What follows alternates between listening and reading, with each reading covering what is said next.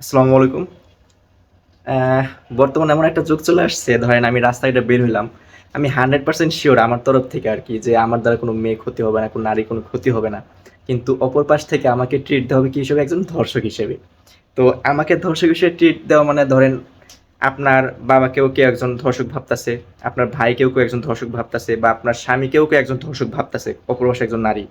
অথবা আপনার প্রেমিককেও কেউ ধর্ষক ভাবতাছে, মানে ভাবতে বাধ্য হচ্ছে। তো এই জিনিসটা আপনার তরফ থেকে ভেবে দেখেন যে আমার দ্বারা বা আপনার ভাইয়ের দ্বারা বা আপনার স্বামীর দ্বারা অথবা আপনার বাবার দ্বারা কোনো মেয়ের ক্ষতি হচ্ছে না বা ক্ষতি হবেও না, আপনি 100% শিওর, তারাও 100% শিওর, কিন্তু তাকে ট্রিট দেওয়া হচ্ছে একজন ধর্ষক হিসেবে। বিষয়টা মানে একটু খারাপ লাগে আরকি। ধরেন আমার তরফ থেকে আমি 100% সিওর থাকতেছি যে আমার দ্বারা ওই নারীর কোনো ক্ষতি হচ্ছে না বা হবেও না ইনশাল্লাহ। কিন্তু আমাকে ট্রিট দেওয়া হচ্ছে একজন ধর্ষক হিসেবে। অবশ্যই একজন নারীর সতর্কতা থাকা উচিত রাস্তাঘাটে। কিন্তু এই যে আমাকে যে একজন মানে মানুষ হিসেবে না, একজন ধর্ষক হিসেবে ট্রিট দেওয়া হচ্ছে বা হবে, এই জিনিসটা কেমন দেখা যাচ্ছে না?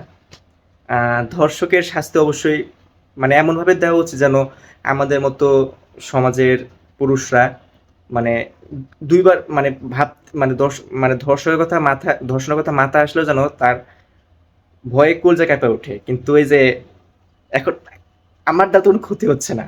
আমার দ্বারা, আপনার বাবার দ্বারা, আপনার ভাইয়ের দ্বারা, আপনার স্বামীর দ্বারা অন্য কোনো নারীর কোনো ক্ষতি হচ্ছে না। আপনিও জানেন বা আপনার স্বামীও জানে। কিন্তু তাকে ট্রিট দেওয়া হচ্ছে ধর্ষকের মতো করে। একটু কেমন দেখা যাচ্ছে না?